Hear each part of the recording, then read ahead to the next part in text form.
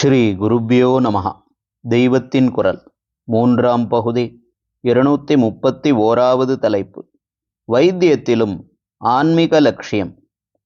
இது மட்டுமில்லை, இதுதான் முக்கியமாக மேல் பார்வைக்கு தெரிந்தாலும் உள்ளுக்குள்ளே இதிலும் பரமார்த்திகமான லட்சியத்தில் சேர்க்கிற ஒரு நோக்கம் இருக்கிறது.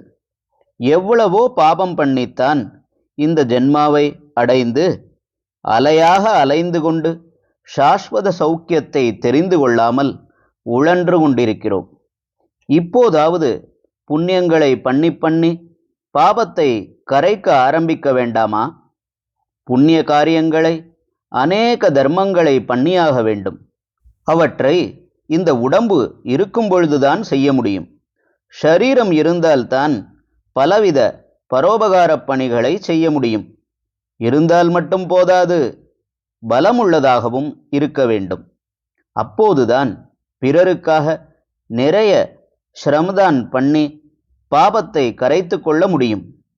கர்மாவை கழிப்பதற்காக இடுபொடிய யாகம் பண்ணுவது அல்லது நவாவரண பூஜை பண்ணுவது, நடந்தே திருப்பதி மலை ஏறுவது, 108 1008 பிராணாயாமம் செய்வது, தியானம் செய்வது என்றால் இதற்கெல்லாம் வியாதியும் வக்கையும் இல்லாத ஷரீரம் இருந்தால்தானே முடியும்.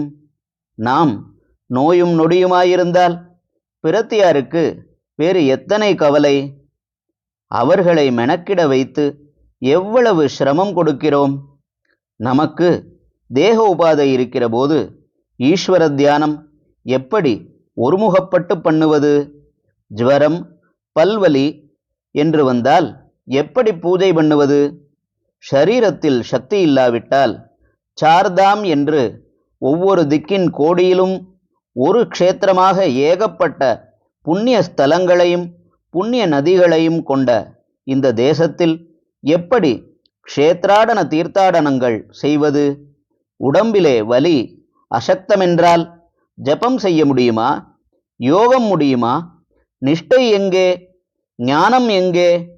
இப்படியாக பரமாத்ம ஸ்மரணைக்காகவே ஷரீரத்துக்கு வியாதி வராமல் பிரிவென்டிவாகவும், வியாதி வந்தால் ஸ்வஸ்தப்படுத்திக் கொள்வதற்காகவும் மருந்துகளையும் பத்தியங்களையும் ஆகார விகார முறைகளையும் மற்ற சுகாதார விதிகளையும் சொல்லிக் கொடுப்பதற்கு ஒரு சாஸ்திரம் தேவைப்படத்தான் செய்கிறது. அதுதான் ஆயுர்வேதம்.